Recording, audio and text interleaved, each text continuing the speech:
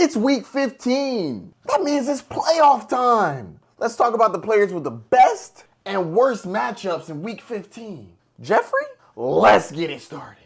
Yes, sir. Quarterbacks with the best matchups in week 15, Kyler Murray going up against the New England Patriots, who have allowed the 5th most points in the last 5 games, the 2nd most points in the last 3 games, and it's the 6th highest over-under of the week. Not bad. I know Kyler threw 2 picks for you last week, but the Patriots are leaking. I think Kyler should be able to have a good game. Next up, Tua Tagovailoa going up against the Houston Texans. The Texans have allowed the 7th most points to the quarterback position in the last 3 weeks, and it's the 3rd highest over-under of the week, meaning Vegas needs a lot of points scored in this game. It's clearly a must-win for Miami, and if you want to beat the Texans, you're probably going to have to put up some points. And don't look now, Tua Tagovailoa has scored the 3rd most points in the last 5 weeks, and he scored the most points in the last 3 weeks. I'm also going back to the well with Sam Darnold. I told you to start him last week, and he balled out. I think you can start him again this week going up against the Chicago Bears. Bears don't really scare you. It's a divisional matchup that they need to win if they ever want to catch the Detroit Lions, and they have the 8th most implied total. I can see Sammy Boy throwing 3 of them things. Also, if you're unbelievably desperate, and I mean seriously, seriously desperate, you can start Will Levis. The Bengals have allowed the 2nd most points to the quarterback position in the last 5 weeks, and honestly, they've been bad all year against the quarterback position. Again, this is break glass in case of emergency. If you don't need to start him, please don't. But I know some of y'all out there desperate.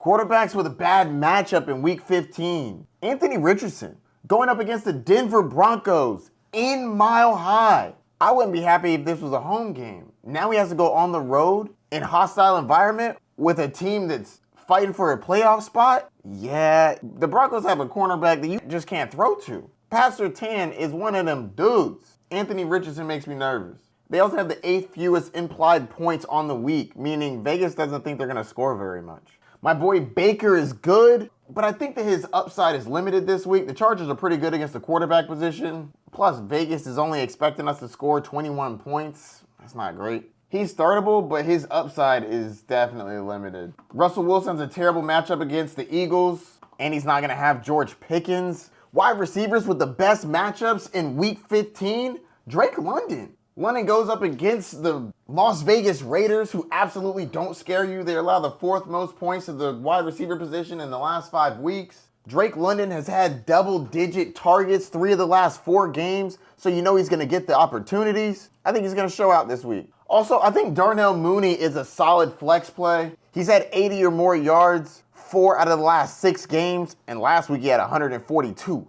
Let's get it. Calvin Ridley has the 2nd easiest matchup going up against the Cincinnati Bengals, who have allowed the 2nd most points to the wide receiver position the last 5 weeks. This is the 3rd highest over-under of the week. Vegas is projecting them to be behind, but they're going to need to throw it to catch up. I think Calvin Ridley has a pretty good game. Jacoby Myers has the easiest matchup, but can we really trust his quarterback situation? Wide receivers with the worst matchups in week 15, Devonta Smith. This isn't just about the matchups. Yes, the Steelers allow the 6th fewest points to the wide receiver position, but also A.J. Brown has been upset. And when A.J. Brown gets upset, he gets fed. What's that mean? Devonta Smith is going to get less targets because those targets are going to A.J. Brown. So I see him more as a flex play this week than a wide receiver 2 with upside, which is disappointing because it's not due to talent. But he doesn't seem to have that squeaky wheel in him. Also expect A.J. Brown to pop off this week. He was the squeaky wheel. He getting the grease. And I think the last time he played the Steelers, he had like 2 or 3 touchdowns up here pointing at dudes.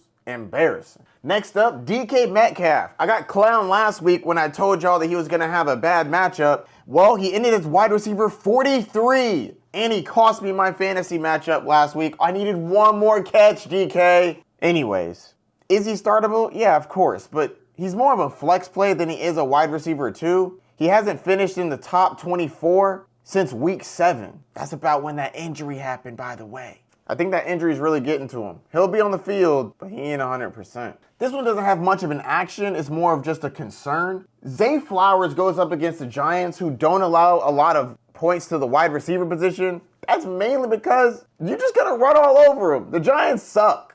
So if Flowers doesn't score early, I'd be nervous about him scoring because this is about to be the Derrick Henry show. They're just going to run it all over him. So hopefully he scores early. They do have the highest implied point total on the week, though. So you're saying there's a chance. I have him as a low-end wide receiver, too. Running backs with the best matchups in week 15, Brian Robinson Jr. The Saints allow the second most points to the running back position. The Commanders are 7-point favorites, meaning they're going to be running the clock out for most of this game. That's the second biggest spread of the week. Heck, Christian Rodriguez might even get in there. He's also had a touchdown in 2 of the last 3 games. Wouldn't surprise me if he got one in this one. If Kenneth Walker is out this week, I think you start Zach Charbonnet. He absolutely balled out last week. 22 carries for 134 yards and 2 of them things.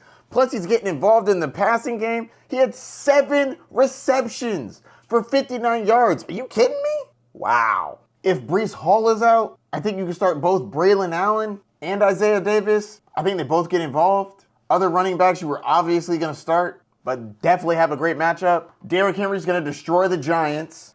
And Jahmyr Gibbs as well as David Montgomery are going to run all over the Bills. Running backs with the worst matchups in week 15, James Cook going up against the Detroit Lions, who allow the fewest points to the running back position, especially coming off of a terrible game like last week where he only had 6 carries for 20 yards and 2 catches for 9 yards. That's not going to get it done, bro. That being said, yes, you can start him. I'm starting him in a league. I just think he's more of a low-end running back 2 than a running back 1. I think they're going to need him, so he should get used. But, oh man, they scored like 40-something points last week, and my dude wasn't involved, like at all. DeAndre Swift goes up against the Minnesota Vikings. The Vikings have allowed the 3rd fewest points to the running back position in the last 5 games. Plus, he hasn't really been too great himself. He's been outside the top 20 in the last 3 weeks. No touchdowns, less than 40 yards. Yeesh, now you got a bad matchup? That's not good.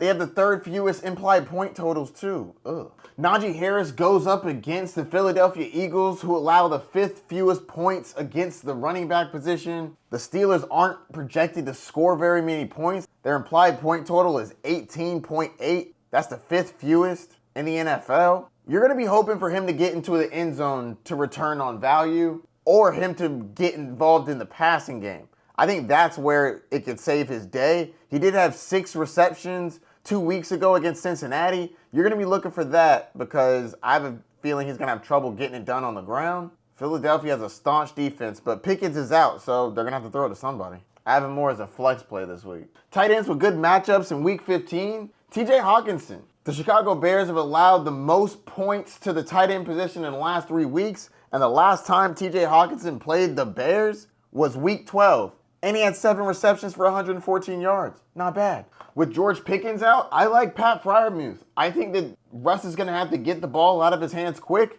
and Pat's going to be a safety net for him. Plus, in the last 3 weeks, he's tight end 6. That's pretty good. It's slim pickings out here for tight ends. Plus, he's had touchdowns in back-to-back weeks. Let's go. Thank you for your help, Jeffrey. That's going to do it for the matchups for week 15.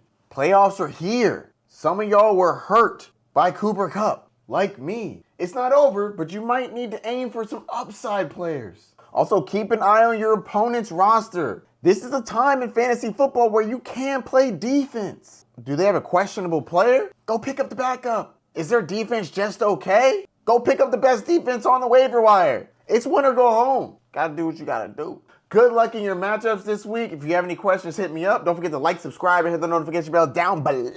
Good luck in your matchups. I'll see you soon, Bay Nation. Peace.